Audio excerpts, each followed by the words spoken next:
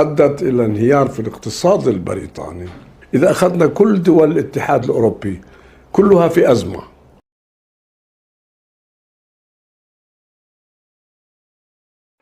مشاهدي الكرام، السلام عليكم ورحمة الله وبركاته، وحلقة جديدة من برنامج بكل جرأة مع مهدي جاسم. ضيفي لهذه الحلقة دكتور طلال أبو غزالة، مؤسس ورئيس مجموعة أبو غزالة الدولية. أرحب بك أطيب ترحيب دكتور. بالشرف أن أكون معك. شكرا جزيلا دكتور. اليوم لا حديث يعلو فوق حديث الأزمة الأوكرانية الروسية، وأيضا لا حديث يعلو ما هي نتائجها، ما هي تداعياتها، ما هو المقروء منها مستقبلا. حضرتك يمكن ربما أكثر المؤمنين أو المطالبين حتى ربما أو المتبنين لمشروع إقامة نظام عالمي دولي جديد، لكن قبل ذلك، قبل ما نغوص في هذا المشروع، بإمكانك بكل سهولة أن تقول إنها إحدى الضحايا بطريقة غير مباشرة. الطريقة المباشرة أن أزمة أوكرانيا وتورط بريطانيا فيها بالشكل الخطأ أدت إلى انهيار في الاقتصاد البريطاني وفي أزمات اقتصادية عديدة، منها قطاع العمالة، قطاع الرواتب، الغلاء إلى آخره. هذه هي التي ضغطت عليه. يعني الحكومات عادة تسقط تحت تأثير الأزمات. الأزمة الأوكرانية نتج عنها الأزمة البريطانية، والتي نتج عنها انهيار الحكومة.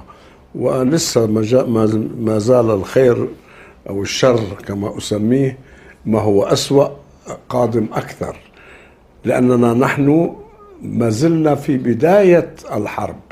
أوكرانيا هي بداية الحرب العالمية الثالثة، هي ليست أوكرانيا. الحرب ليست على أوكرانيا، الحرب هي الخطوة الأولى والمرحلة الأولى من الحرب العالمية الثالثة التي توقعتها وكتبت عنها سابقا، والتي أقول الآن أنها بالطريقة التي تدير بها أمريكا الأزمة استطاعت بذكاء أن تحارب بآخر جنود آخرين. وفي بريطانيا أما أمريكا فكل ما ضحت به هو كان التمويل. يعني حاولت أن تحدد أن دورها هو في تقديم التمويل، وأن الدول الأخرى عليها أن تقوم بالباقي كله. والتمويل مش مشكلة بأمريكا لأنها تطبع. أمريكا طبعت علملة أمريكية، دولار. هذا الدولار طبعت منه خلال سنتين ما يساوي ما طبع منه خلال الفترة منذ تأسيس الولايات المتحدة. استحضارا أو تحضرا لهذه الأزمة؟ لا، هذا كان قبل، على أيام الكورونا وأيام يعني أنت اسمع، الدولة ترسل تشيكات لكل مواطن على بيته على عنوان لدعم الاقتصاد ولدعم الحركة. 2000 دولار نعم. لكل مواطن. يعني الأحرى كانوا أن انتقدت هذا الإجراء لأنه اقتصاديا غير سليم. أنا عليك كان تدعم الشركات لتصرف على توظيف العمال واستغلالهم في الإنتاج، مش تعطيه فلوس وتقول له اقعد بالبيت. نعم. ممكن الآن نشوف حكومات تسقط تباعا، وأيهما أقرب بقراءة طلال أبو غزالة للسقوط، للانهيار أو للاستقالة؟ شوف سيدي، هي القضية الحكومة لا تعني شيء كثير، يعني احنا بنضخم الموضوع. الحكومة هي كما قال لي كارتر شخصيا، الحكومة هي موظف الأعلى في الدولة للشعب. هو كان يحكي عن نفسه، بيقول لي أنا أعلى موظف في الدولة الأمريكية بصفتي رئيس. فهو تغيير الأنظمة وتغيير الحكومات مش هو المعيار. المعيار ما هو الأثر الاقتصادي الناجز والمدى البعيد على هذه الدول. إذا أخذنا كل دول الاتحاد الأوروبي كلها في أزمة، كلها، وفي درجات متفاوتة ولأسباب متفاوتة. والسبب هو أننا دخلنا في نظرية وأنا أتكلم هنا من موقعي كخبير على كنت خبيرا على منظمة التجارة العالمية World Trade Organization WTO.